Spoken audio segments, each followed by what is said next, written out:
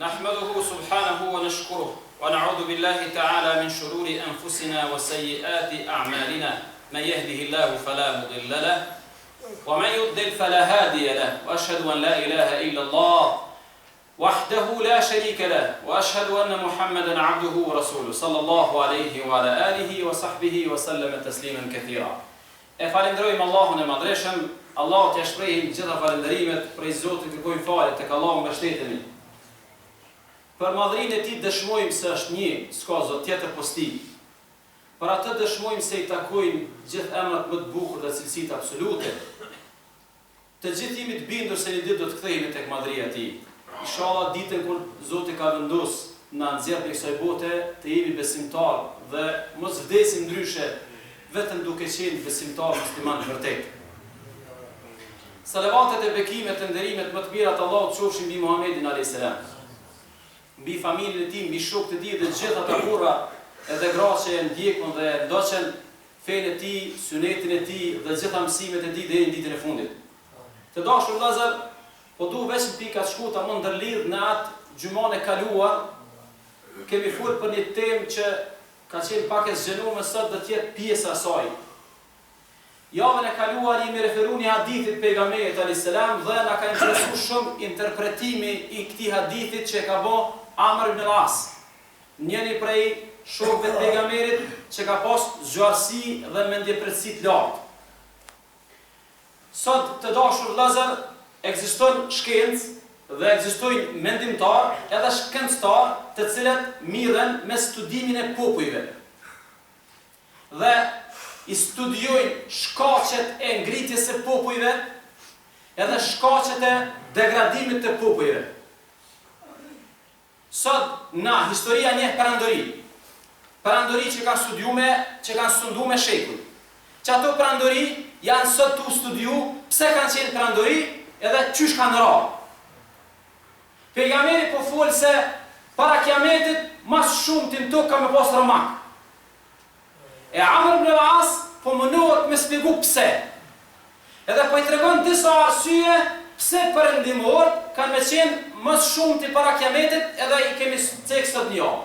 Unë sot po du me fol për një vlerë e cila është pjesë domosdoshme e sistemit të vlerave që mua emancipua dhe me qenë I popull progresiv. Nëse xhamati nderuam, që kjo vlerë na mungon, I bjen që populli ka të lashe me një fundament progresit. Ka problem me një fundament të zhvillimit. Nëse na mungon që kjo kulturë, që kjo vlerë, që ky sistem I vlerave, atëherë dini që jemi të shku të poshtë, jo për pirë. Unë s'do ta zbuloj me një herë këtë vlerën. Unë do të kthehen atë Hazreti Muhamedi alayhis salam sepse ati patë ndodh disa ngjarje me pa çush I ka trajtuar. Në historinë islame është një betejë quhet Beteja Beni Mustalaq. Beni Mustalaq ka qenë një fes Yemen me origjinë jemenase, I cili ka bën një koalicion me Mekast me luftu Muhamedit në Medinë. Kur kanë dëgjuar Hazreti Muhamedi se Beni Khuzame po do me sulmu në Medinë, e ka marrë një aksion me 700 luftetar, ka shku I ka rrethu edhe pa luftje ndërzu. Quhet Beteja e Beni Mustalaq, beteja e çti fisit. Beni Mustalaq ka qenë ai katragjyshi tyne, edhe mbas tij e kanë marrë emrin. Në çet betejë kanë marrë pjesë 700 vetë. Nuk ka pas ndaj luftë më, por janë vënë bajage sepse një pjesë nuk kanë pas kuaj e deve, jo dalë edhe kom. Mesin e këtyne 700 ka pas edhe munafik. Edhe mos me zgjeru shumë, në qëtë betejën e Beni Mustalaq I kemi 2 sure që folin për këtë betejë. Fol surja El Munafiqun edhe fol surja Nur. Të dyja të tregojnë ka një problem. Se në qëtë betejë pejgamberi ka ndodhur 2 telashe. Telasha e parë I ka ndodhur një konflikt mes muslimanëve se 2 djelmosha 3, njoni Eus, njoni Khazraj, 2 fiset muslimanëve, kur janë shku te kroj, te uji, janë ngatru, edhe secili e ka thirr fisin e vet, edhe për pak u kontu u derë gjaku mes muslimanëve. Nga tresë e madhe më bo. Edhe normal, këso ai ka fry ka pak munafikt. Në kryme, Abdullah ibn Ubej ibn Selul, koka e munafikëve. Normal ka vrapu pejgamberi shpejt. Edhe u shku te kroni. Edhe aty u ngrit në kom. Edhe ka thonë, o njerëz, o musliman, a me thirrje të ignorancës në mesin e ju, apo dëni më kthy që një gana pet me luftu me zveti? Edhe e ka eliminu problemi. Që kjo problemi pa. Problemi dytë është që në qëtë luft, Hazreti Muhamedi ka pas gruan me veti luft Hazreti Aishën, edhe në qëtë luft ka ndodhur shpirtja ndaj Hazreti Aishës. Është histori e gjatë, po në qëtë luft akuzohet gruaja e pejgamberit për amoralitet. Dy të lashe. E para quhet konflikt, ngatres, e dyta quhet shpifje. A dini xhamatin nderuar, çysh e ka trajtu pejgamberi këto dy probleme? A keni menduar herë? Po duhet të tregu që strategji që ka përdorur Hazreti Muhamedi para 14 shekujve sot e përdorin politikanët edhe shtetet më të fuqishme në botë. A dini cila është strategjia?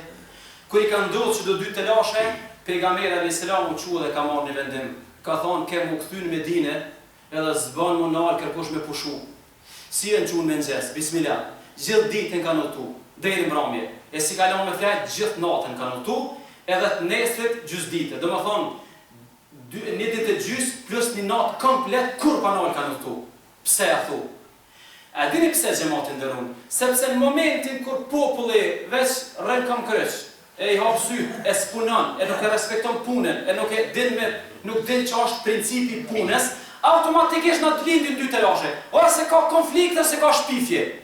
Njerëz që s'punojnë, njerëz që nuk e din që është sistemi punës, që nuk e din me vlerësu vlerën e punës, çka din me bota? Ata din nga tresa, ata din përgojimi. A ka ndaj popull në botë që merret me thashë thënë më shumë se na? A dini kim kohë, veç pse kim kohë? A dini pse ka nga tresa, veç pse kanë kohë njerëz? Kanë kohë të lirë ka. Por sa ta pejgamberi alayhis salam ilaçin e nga tresave, edhe ilaçin e shpifjeve e ka shëruar me angazhim, duhet me angazhu njerëz. Pse fuqitë e mëdha sot i tutën papunësisë e probleme ekonomike? Sepse si ka rënje ekonomike ka probleme në popull. Si t'jesi njerëz pa punë ata dinë me bu probleme. Ose nga tresa ose shpifje. A e marr mendja që dikon ai popull sot ka nga tresa më shumë se te musliman? Normal, s'ka punë, veç vjen çdo ditën. Edhe ata që i dhin kafe aty, ata s'punën gjithë vajzë në anë. Ata dikur do të mjanis me përgoju. Do të thonë, këto janë dy telashe që ka shëruar Hazreti Muhamedi alayhis salam, e për cilat telashe ka fol Zoti në surën Nur, innal ladhina yuhibbuna an tashia al-fahishatu fil ladhina amanu, lahum adhabun alim fi dunya wal akhirah. Ata të cilët kanë dëshirë që në shoqërinë islame mu përhap shpifja, e mu përhap të këqijat, se me ngatresa dhe me muhabete i shpërhajnë, ata do të kenë dënim dhëmshëm para Zotit edhe në këtë botë dhe në botën tjetër. Xhamati nderuar, para se me përmbyll këtë hutbë, po du të rive më fol, o xhamati nderuar, nëse flasim për progres, nëse flasim për zhvillimin e vendit, njerëz që nuk e dinë çfarë principi punës, s'ka zhvillim. Unë s'po them me punu, po them me pas princip pune, me pas kulturë pune. A dini xhamati nderuar, po vjen këtë që do të më pru këtu shembull Japonin, se s'kam shtet islamik tjetër. Shtet islamik s'ka tjetër. Edhe Turqin, po pak ma vonë e cekim. Po Japonia është vendi dytë më i fuqishëm ekonomik në botë. A dini me çka? Veç me punë. A dini ju një filozofi se dia kem cek në herë. Kompani prej Evrope shkojnë në Japoni me mësu njerëz çish me pushu. Japonez nuk din pushimi çka është. A dini çfarë thot një fjalë urt? Krejt bota lujnë, japonez punojnë. Ajo merr mendja, shkon në shtëpiat e juve tash. Krejt teknologjia bordë është ose është umarun Japoni ose është shpike japoneze. Vjen këtë që du të me thonë këto, se ata me besim janë kërmonisht. Musliman, besimtar, a dini qështë e ka rëmëllaksu krejt që të muhabet Hazreti Muhamedi alayhis salam. Unë për një me, ju e kom cek disarë, po i arrasti me thonë edhe një herë. Nëse në dorin e njërit për juve, është një fidane, edhe shetë të ndodhë kiameti, mos ta gjujnë ta në raj. A nuk është logjike, në qatë minut me thonë, nëse e shetë të ndodhë kiameti, e ki ndorë fidanën, gjuje fali 2 rekate. Qështu, logjika qështu thotë, fali 2 rekate para kiametit, apo jo?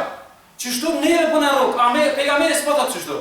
Pejgamberi po thotë sallallahu alaihi wasallam, nëse e shetë të ndodhë kiameti, ja ka nisë me trabizmu po kiameti. Të rrimi po vjen për janë.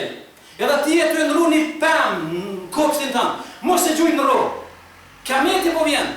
A ka stimulim matë madhë për punë se që ke... Kjo adesha është, kjo kultura e punës. Për që ta, muslimant hanet danë kanë thonë. Puna nuk është veç për rizk, as për punë. Puna është për të realizuar për katësin tonë nda jetës.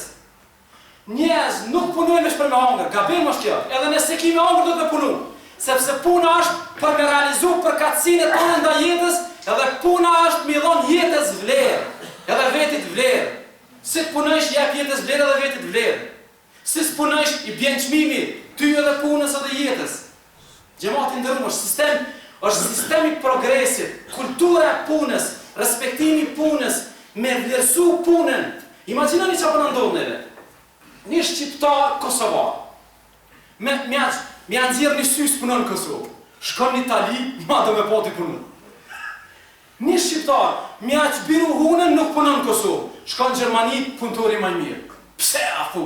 Qa pëndodhë? A dini që ka pëndodhë? Se ky shkreti nuk ka pa punëtorë. Po kjo s'ka këtu sistem punës, e si të shkon atje, e gjonë sistemin e punës, e gjonë kulturën e punës, edhe integrohet shpejt. Për që ta shteti jonë, ka nevoj me kriju mentalitet punës, kulturë punës dhe sistem punës. Kjo është njëna prej fundamenteve të zhvillimit të shoqërisë. Allahu na falë, selam aleikum wa rahmatullahi wa barakatuh.